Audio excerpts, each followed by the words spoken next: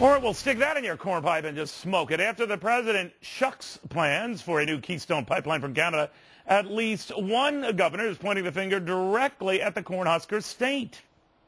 I sign off on pipeline permits, and we've signed off on it in Montana as they have in South Dakota. But the State Department is asked to sign off on a pipeline to nowhere. This pipeline So when the president makes a statement like he did today that this was being rushed and House Republicans are rushing this on him, what was he talking about? He's talking about you can't sign this until Nebraska has a route. I was scratching my head on that. I thought I got to call Governor Heineman up, the Nebraska Republican governor, joining us right now. Governor Heineman, very good to have you. Neil, I'm glad to be with you to set the record straight.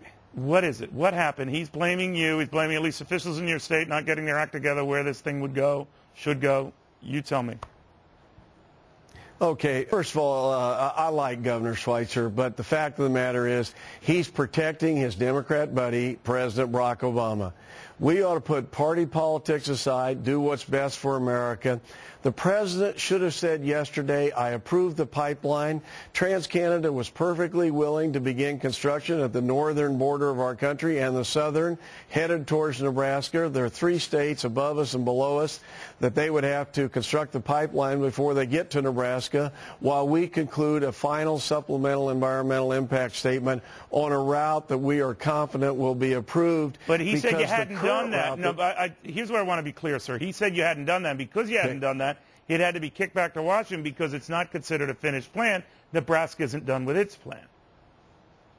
Well, that's not totally accurate. I agree with what he's saying. We're changing the route slightly, but the old route that was proposed and the State Department said generally was okay was through the most environmentally sensitive, going through the most environmentally sensitive portion of Nebraska called the Sandhills. We're just going to move it a few miles to the east through less environmentally sensitive areas, so I don't have any doubt the environmental impact statement will be approved. It will be okay from that perspective.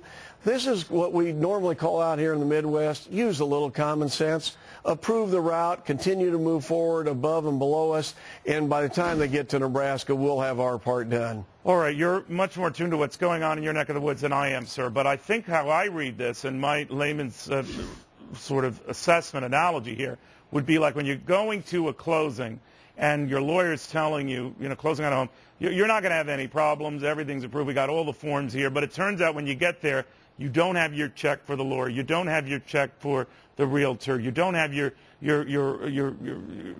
occupancy clearance from the town officials. In other words, you might be on paper ready to go, but you don't have the papers to say you're ready to go, so you can't go, and the closing is delayed. That is essentially what the Montana governor was saying, that you guys in Nebraska, I'm not trying to cause any fights between your fine and lovely states, is that you guys were not ready, and so they couldn't close, and now you guys are blaming President Obama.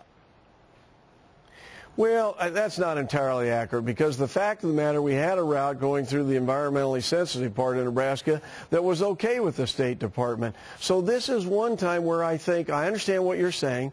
TransCanada is perfectly willing to go ahead with what I would describe as a conditional yes, with the understanding that Nebraska will get its job done. And I'm here to tell you, we will get our job done.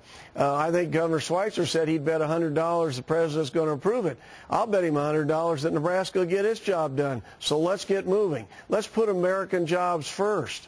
All right. So there are no, $10,000 bets going on here for now.